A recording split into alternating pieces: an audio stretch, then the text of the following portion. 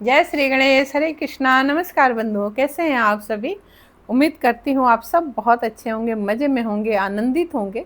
और इस समय जो त्योहारों का जो दौर चल रहा है, हर त्योहार का आप आनंद ले रहे होंगे। तो आनंद लेते रहिए, यही मेरी शुभकामना है। और आप सभी का बहुत बहुत हार्दिक आभार जो मेरे वीडियोस को बहुत अच्छे से देख रहे हैं, सब्सक्राइब कर रहे हैं, लाइक कर रहे हैं। उन सब का पुनः एक बार हार्दिक आभार। और आज मैं अलका सिंह आप सब लोगों को अंतर यात्रा की यात्रा पर लेकर चलने वाली हूँ। जैसा आप सभी को ज्ञात है कि अपनी एक सीरीज चल रही है विष्णु सहस्त्र नाम की। तो आज आगे के जो नाम है प्रभु के, भगवान नारायण के, उसी के रस भरे सागर में आज हम लोग गोता लगाने वाले हैं। उसी प्रभु के नाम का स्मरण करने वाले हैं। जरा सोचिए कि हम अपने इन व्यस्तता समय में जब उस हरि का नाम 2 मिनट स्मरण करते हैं, कुछ पल उनको हम अपने श्रद्धा के भाव, श्रद्धा के फूल जब अर्पण करते हैं तो मन कितना आनंदित होता है, कितना प्रफुल्लित होता है। ऐसा लगता है जैसे इस भागम भाग के जीवन से एक परम शांति की प्राप्ति होती है। और फिर लगता है कि शायद यही जीवन का यथार्थ है, क्योंकि जो भी भौतिक चीज़ें हैं वो तो सुख और सुविधाओं का साधन है, लेकिन आंतरिक सुख क्या है, आंतरिक जो हमारे अंदर जो द्वंद्व चल रहा है उसका उपाय क्या है। उसका एकमात्र उपाय है हरि शरणम, हरि शरणम, हरि शरणम। बस हरि का नाम लीजिए, हरि को पुकारिए, हरि को इस अंतर मन में बिठाइए, इस हृदय रूपी कमल को खिलाइए, उसमें हरि का गुणगान कीजिए। 2 पल अगर आपने हरि के नाम का निकाला, 2 पल अगर यदि प्रेम से आप उनका नाम कीर्तन करें, जप करें, आप देखिए ये जीवन कितना धन्य हो जाता है। मैं बार बार आप सबसे कहती हूँ कि आप एक बार महसूस तो कीजिए कि वो प्रभु मेरे हैं, मैं उस प्रभु का हूँ।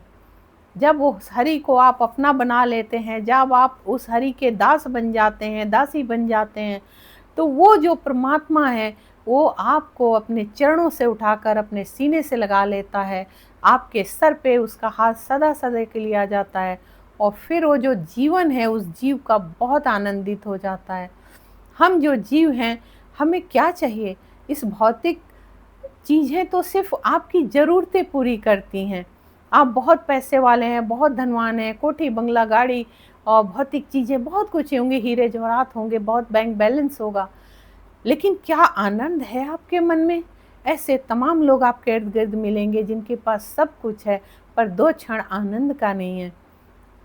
चलिए बिना देर किए हुए हम लोग इस हरि के नाम का रसपान करते हैं और अपने अंदर का जो जीव है उसको आनंदित करते हैं। जब अंदर का ये जीव आनंदित होता है तो हम आनंदित होते हैं, और जब हम आनंदित होते हैं तो हम सबको आनंदित करते हैं। बोलो हरे कृष्णा। चलिए आगे चलते हैं। भगवान के विष्णु सहस्त्र नाम में आगे के नाम है बैकुंठ पुरुष प्राण प्राणद प्रणव पृथु हिरण्यगर्भ शत्रुधन व्याप्त वायु अधोक्षय। हम सारे, हमारे जो सारे परेशानियां हैं, जो हमारे जीवन के जो अवरोध हैं, जो दिक्कतें हैं, उसको जो दूर करने वाले हैं वो बैकुंठवासी हैं। वो जो परमात्मा, जो गोलोकवासी हैं, जो गोलोक धाम के जो संचालक हैं, जो बैकुंठ के रचयिता हैं, जो बैकुंठ में वास करते हैं, वही आरंभ से बिखरी हुई चीज़ों को मिलाकर जो एक कर देते हैं, आरंभ से बिखरी हुई चीज़ों की जो गति रोक देते हैं, वही बैकुंठ कहलाते हैं। महाभारत के शांति पर्व में लिखा हुआ है, भगवान की वाणी है, कभी समय मिले जरूर अध्ययन कीजिएगा, कि मैंने पृथ्वी को जल के साथ, जल को आकाश को वायु के साथ और वायु को तेज के साथ मैंने स्थापित किया है। मैं इन सब को मिलाया हूँ और इसीलिए मैं बैकुंठ हूँ। ऐसा शांति पर्व में आपको मिल जाएगा। सबसे पहला होने के कारण वही पुरुष हैं, और जो सारे पापों को भस्म कर देते हैं, वही जो हम सबको जीवित रखते हैं, वही जो प्राणवायु हैं, इसीलिए वह प्राण हैं। हम मनुष्यों का जो जीवन है, इसमें जो हम श्वास लेते हैं वही तो वायु है, वही प्राणवायु है। और देखिए कि यदि यही प्राण जब वायु नहीं मिलती है और प्राण रुक जाता है तो हम स्थिर हो जाते हैं, हमारा कोई वजूद ही नहीं होता, फिर हम मिट्टी के समान हो जाते हैं। तो जीव के अंदर जो प्राण वायु हैं वही वो प्राण हैं। प्रलय के समय जो नष्ट कर देते हैं उस समय वह प्राणद हैं। इसीलिए ओम बोलकर जीव को सदा चाहिए कि वो परमात्मा की स्तुति करे। आप देखिए, कोई भी आप मंत्र बोलते हैं, किसी का भी मंत्र बोलते हैं, लेकिन उसमें आपको सर्वप्रथम ओम लगानी ही पड़ती है।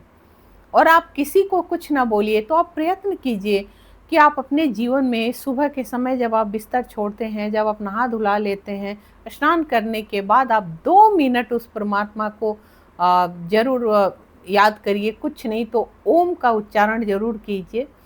और शाम को जब गोधूली वेला होती है उस समय आप प्रयास करें कि कहीं भी आपकी साल में 1 मिनट का समय निकाल कर आप जरूर उस परमात्मा का स्मरण करें। और नहीं तो कम से कम जहाँ भी आप रहें, नहीं कुछ करें तो अपने अंतर्मन में उस ओम का उच्चारण करें, उस हरि का उच्चारण करें। क्योंकि जब ओम बोलकर स्तुति की जाती है वही ओंकार हैं और वही प्रणव है। तो इसलिए ओम का उच्चारण करने का प्रयास कीजिए। वैसे तो हर मंत्र में ही आप बोलते हैं। और ऐसे ही सनत कुमार जी ने भी कहा है कि परमात्मा वो है जिसे वेद भी प्रणाम करते हैं। विस्तृत होने के कारण वही पृथु है, जो ब्रह्मा को भी उत्पत्ति के कारण है, इसलिए वही हिरण्यगर्भ है। जो देवताओं के भी शत्रुओं को मारते हैं वो शत्रुधन हैं। कारण रूप से सर्वत्र व्याप्त रहने से व्याप्त हैं। वही परमात्मा गंध है, वही परमात्मा वायु है। महाभारत के भी उद्योग पर्व में लिखा हुआ है, आप उसका भी कभी मौका मिले जरूर पढ़िएगा। उसमें भी लिखा है कि अपने जो स्वरूप से कभी क्षीण नहीं होते वही अधोक्षय हैं। जब जीव अपनी इंद्रियों को अंदर की तरफ खींच लेता है, समेट लेता है, यानी प्रवृत्त कर लेता है, तब वही परमात्मा के होने का वो उस समय एहसास करता है। वो समझ पाता है कि वो परमात्मा कौन है, वो ईश्वर कौन है, वो नारायण कौन है, किसने ये जीवन दिया है, इस जीवन का संचालन कौन करता है, इस प्राण का संचालन कौन करता है। हम तो कुछ भी नहीं हैं, हम तो एक मात्र मिट्टी का ढेर हैं। लेकिन उस समय उसको जरूर समझ में आने लगता है कि नहीं, परमात्मा है, हम तो कुछ भी नहीं हैं। तो जब उस समय हम याद करते हैं तो क्यों न हम हर क्षण उस परमात्मा को याद करें, क्यों न हर क्षण हम उस परमात्मा को ध्यान करें, क्यों न उस परमात्मा को हम लोग सच्चे हृदय से 2 पल अपना दें और उस परमात्मा को याद करें। ताकि जाने के बाद इस दुनिया से किसने देखा है, अगर हम जीते जी जो कर लेते हैं वही अच्छा या बुरा, वही सत्कर्म या धर्म, वही पाप या पुण्य हमारा साथ देता है, वही हमारे साथ जाता है। जैसा करते हैं उसी के आधार पर हमारा जन्म होता है और पुनः फिर वही चीज़ हमें मिलती है। यदि हमने बुरा किया है तो हमें अगला जन्म भी भोगने के लिए तैयार रहना है। अगर हमने बहुत अच्छा किया, सत्कर्म किए, तो निश्चित तौर पे हमारा अगला जन्म किसी सुखी परिवार में होगा, अच्छे परिवार में होगा, सत्कर्म परिवार में होगा।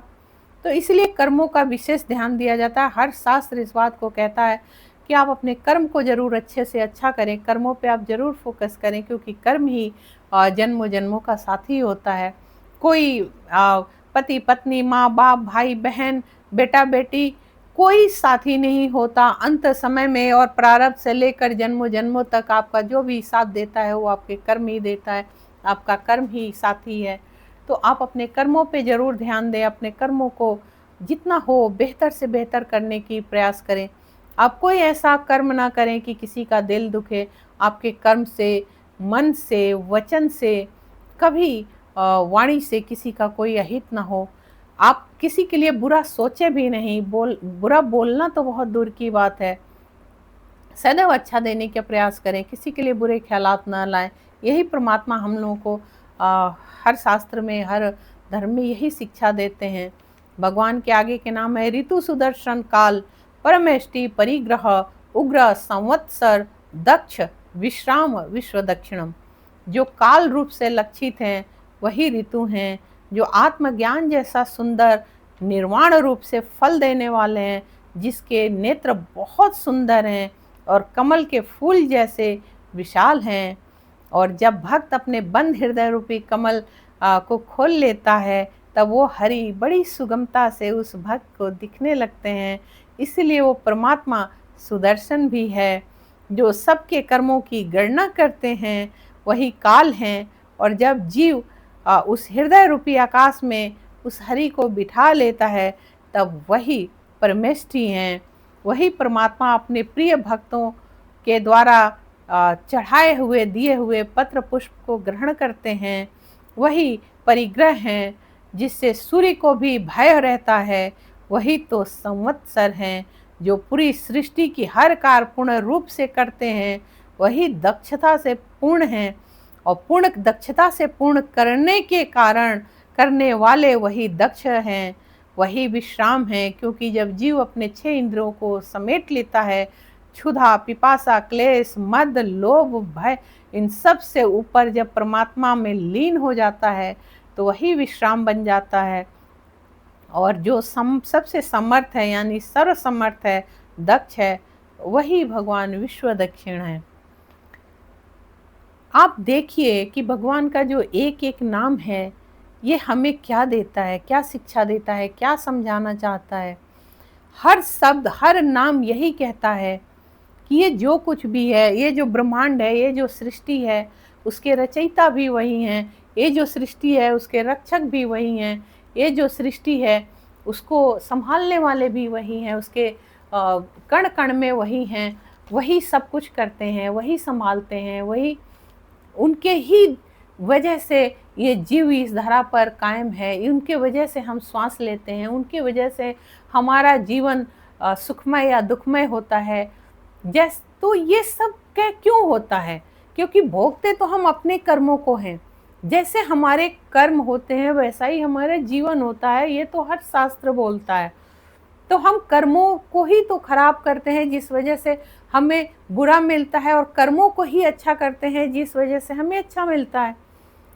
लेकिन वो अच्छा और बुरा जो करता है, जो नष्ट करता है, जो जन्म देता है और वही फिर नष्ट करता है, वही जो सुख देता है, वही जो दुख देता है, कर्म हम करते हैं। लेकिन उन सब का जो संचालक है, उन सब का जो रचयिता है, उन सब के ऊपर जिसका वर्चस्व है, वो हरि है।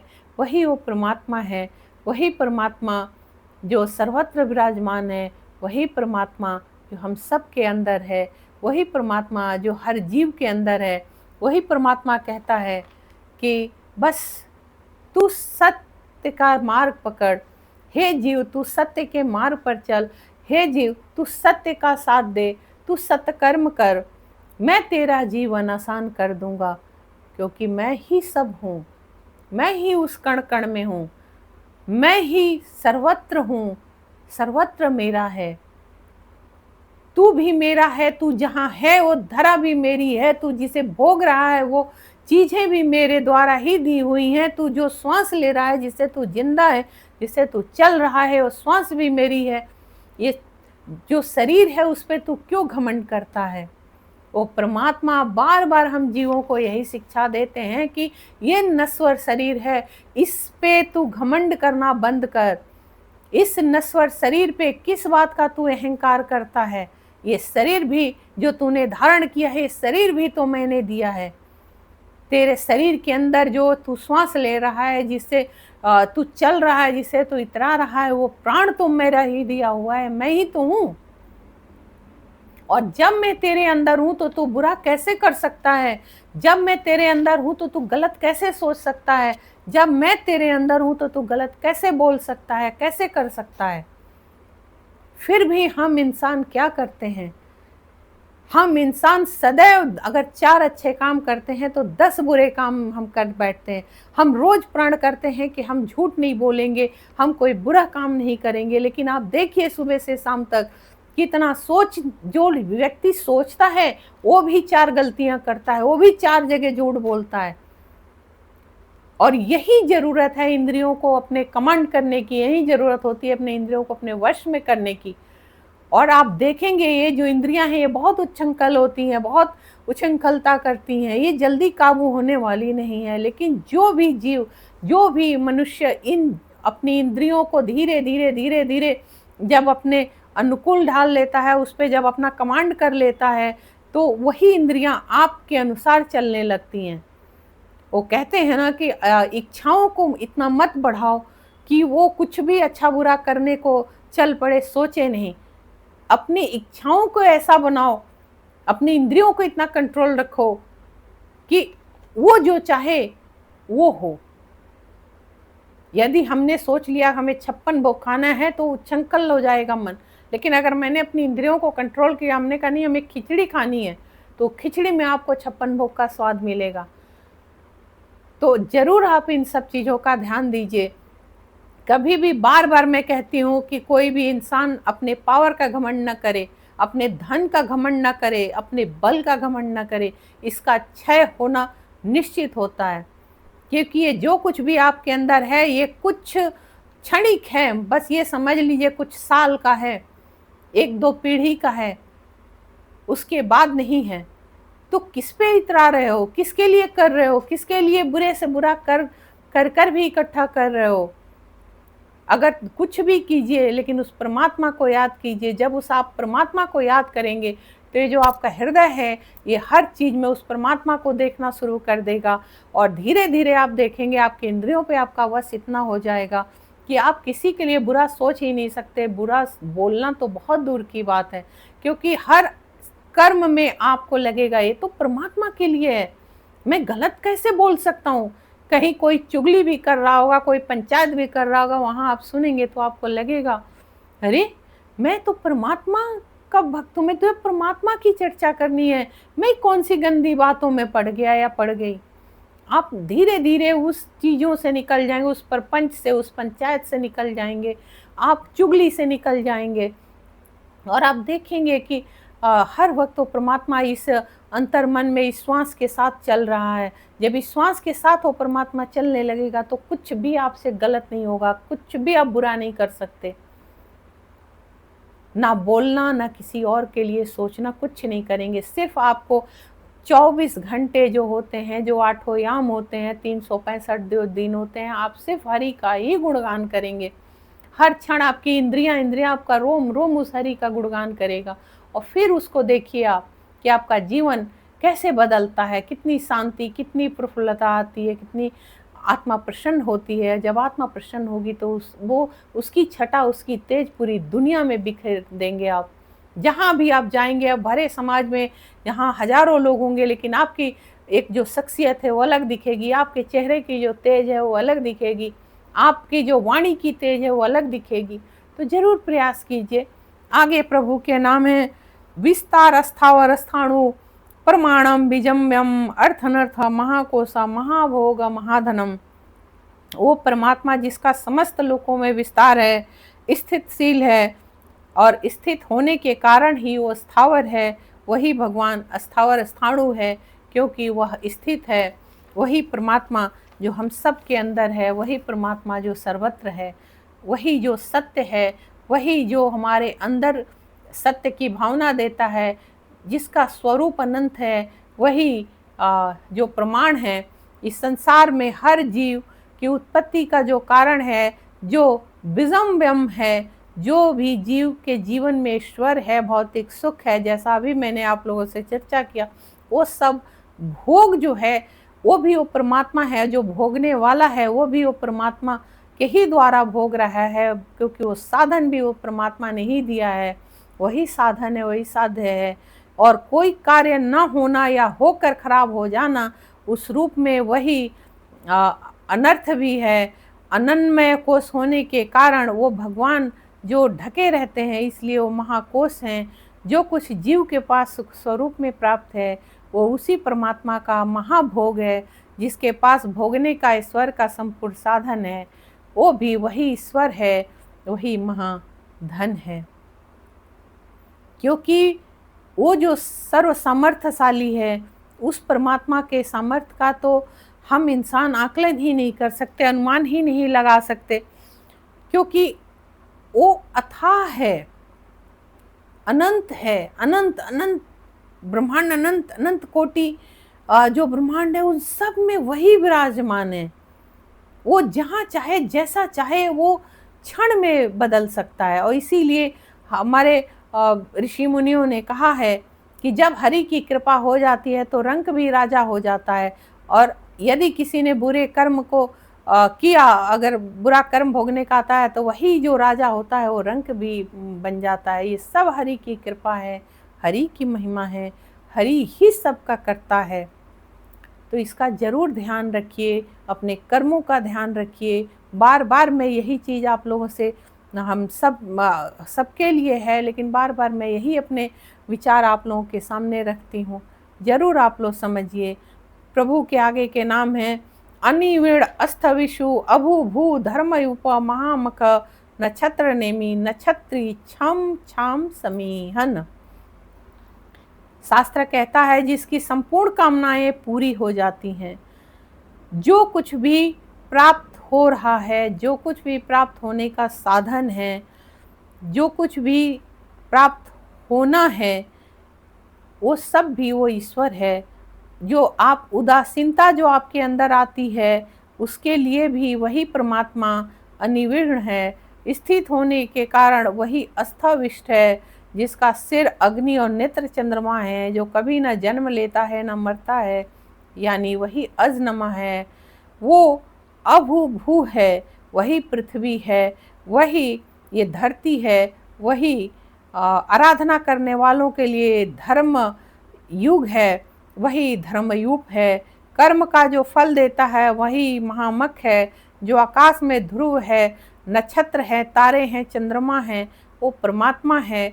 हर रूप में नक्षत्रों का भी जो कार्य देने वाला है वो भी वो परमात्मा है।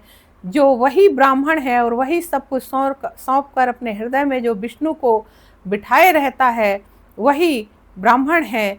वही जो आसमान में चारों तरफ जो देखते हैं वही नक्षत्र है, जो सब वही नारायण है। सब नारायण का ही अंश है, जो किसी भी गलती के लिए हमें क्षमा कर देते हैं वही नारायण है। और वही जो परमात्मा है वही ईश्वर, वही क्षमाशील हैं। वही जब अपने अनुकूल परिस्थितियां ना होने पर जो इंसान घबराता है, बेचैन होता है, परेशान होता है, वो भी नारायण ही हैं। वही नारायण स्थिर बुद्धि भी देते हैं, वही नारायण छाम है। सदैव अपने हृदय में जो दूसरों के लिए अच्छी भावना रखता है, जो भी जो दूसरों के लिए अच्छा सोचता है, अच्छा करता है, अच्छी सोच रखता है, सामर्थ्य अनुसार किसी की मदद करता है, वही परमात्मा उस समय समीहन है। जो उस परमात्मा की शरण में आकर ये कहता है कि मैं प्रभु आपका हूँ, आप हमारे हैं, वही प्राणियों को अभय वरदान देने वाले हैं और वही और उनका प्रण है। ये प्रण यदि इंसान कर ले, मनुष्य कर ले, यही अगर अपने अंदर वो प्रण करके अगर व्रत करता है, व्रत मीन्स कि जो वो अपने अंदर जो प्रण करके जो अपने आप से जो वादा करता है, वही विष्णु पुराण में भी लिखा है कि सुमुख प्रसन्न मुख वाले और सुंदर कमल दल के समान वही प्रभु, वही राम है, वही श्री राम है, वही श्री कृष्ण है, वही नारायण है, वही हरि है, वही परमात्मा है, जो हजारों नहीं सहस्त्रों सहस्त्रों नैनों से जो सर्वत्र देख रहे हैं, सर्वत्र विचरण कर रहे हैं, सर्वत्र वो नष्ट भी कर रहे हैं और उत्पत्ति भी दे रहे हैं, वो सर्वत्र फैलने वाले वही नारायण हैं। तो आप सभी से मेरा यही अनुरोध है कि आप सभी प्रयास कीजिए कि उस नारायण को सदैव स्मरण रखें। वो नारायण अगर वो चाह लेंगे तो आपके जीवन में कोई भी दुख नहीं होगी, कोई दरिद्रता नहीं होगी। आप बैठे बैठे आप अपने कर्म करते रहिए, अपनी जगह पे आप जो भी काम करते हैं उसे कर्म पूरी निष्ठा से करते रहिए। वो नारायण ही आपको राजा बनाने वाले हैं, वही नारायण ही आपको रंक बनाने वाले हैं। कुल ले दे के जो मूलभूत जो शिक्षा है वो शास्त्र में यही देता है कि हमें किसी भी हाल में, किन्हीं भी परिस्थितियों में उस परमात्मा को सदैव स्मरण करना है, उस परमात्मा को सदैव याद रखना है, क्योंकि हम जो कुछ भी हैं, जो भी हैं, उस परमात्मा का ही अंश है। उस परमात्मा ने इस धरा पर भेजा है, किसी मकसद से भेजा है। लेकिन हम क्या करते हैं, इंसान इसी दुनिया में आकर तमाम बातों में उलझ जाते हैं, तमाम दिक्कतों में फंस जाते हैं, तमाम जो हमारे रिश्ते नाते हैं हम उसी में उलझे रहते हैं। उन रिश्ते नातों के बीच में हम ऐसा उलझते हैं कि हम स्वयं को ही भूल जाते हैं, ईश्वर को तो बात ही छोड़ दीजिए। लेकिन यहाँ यही कहना है मेरा, ना आप स्वयं को भूलिए, न ही उस परमात्मा को भूलिए, क्योंकि ये जो रिश्ते नाते हैं ये तब तक ही आपका साथ निभाएंगे जब तक उनका स्वार्थ आपसे जुड़ा हुआ है। हर रिश्ते में आप देखिए तो कोई न कोई स्वार्थ जुड़ा है। ये सच्चाई है, एक कड़वी सच्चाई है, इससे इनकार कोई नहीं कर सकता। एक माँ बाप भी यदि अपने बच्चे को पालते हैं तो कहीं ना कहीं उस औलाद की खुशी के अंदर उनका अपना भी एक छोटा सा स्वार्थ रहता है कि ये बच्चा जो है ये हमारे बुढ़ापे की लाठी बनेगा, ये हमारे बुढ़ापे का सहारा बनेगा। और यही कारण है कि जिनके बच्चे नहीं होते हैं या देर से होते हैं तो हर वक्त उनके दिमाग में चलता रहता है कि एक संतान जरूर हो जाए जो हमारे बुढ़ापे में हमको संभालेगा। तो आप बताइए, मेरा ये सवाल है, क्या माँ बाप के अंदर ये स्वार्थ नहीं होता? निश्चित होता है। आप मानिए इसको, अपने मन में अंतर मन में जरूर सोचिएगा। एक औलाद है, जो भी बेटा बेटी जो भी है, आप अगर उनके लिए कुछ भी ना करिए तो एक समय आता है वही पलट के आपको कहते हैं आपने मेरे लिए किया ही क्या है। सोचिए वो माँ बाप के लिए कितनी शर्म की बात होती है जब अगर बच्चा पलट कर ये कह दे कि आपने मेरे लिए क्या किया है।